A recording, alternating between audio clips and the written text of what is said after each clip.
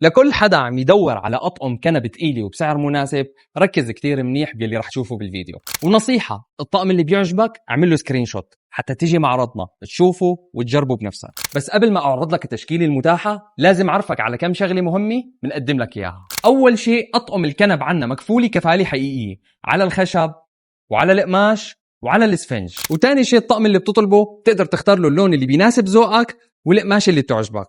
نبدأ بالطقم المتحرك اللي فيك بحركة بسيطة تفتحه بهالشكل ليعطيك مساحة أكبر وراحة أكثر. الطقم عبارة عن ثلاثيتين وكرسيين بموديل رايق كتير ومريح للعين. وبصراحة الكاميرا ظالمة الطقم، لازم تجي وتشوفه على الواقع.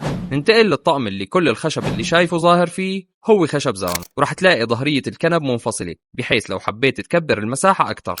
الطقم عبارة عن ثنائية وثلاثية وكرسيين ملكيات بمظهر الخشب الزان. وخذ سكرين للطقم واحفظ الفيديو حتى ما تندم. وننتقل للطقم اللي كتير منكم رح يحبوه، وهذا لأنه رح تلاقي بنص الثنائية ترابيزة خدمة تقدر تحط عليها مشروباتك المفضلة أو أي شيء تاني ليضل قريب منك. الطقم عبارة عن ثلاثية وثنائية وكرسيين بموديل عصري ومميز. خامة الطقم خامة تقيلة وملمس بيحسسك بالفخامة.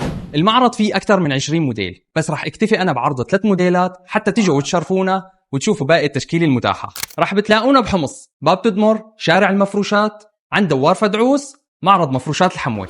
زورونا ولكم حبة مسك.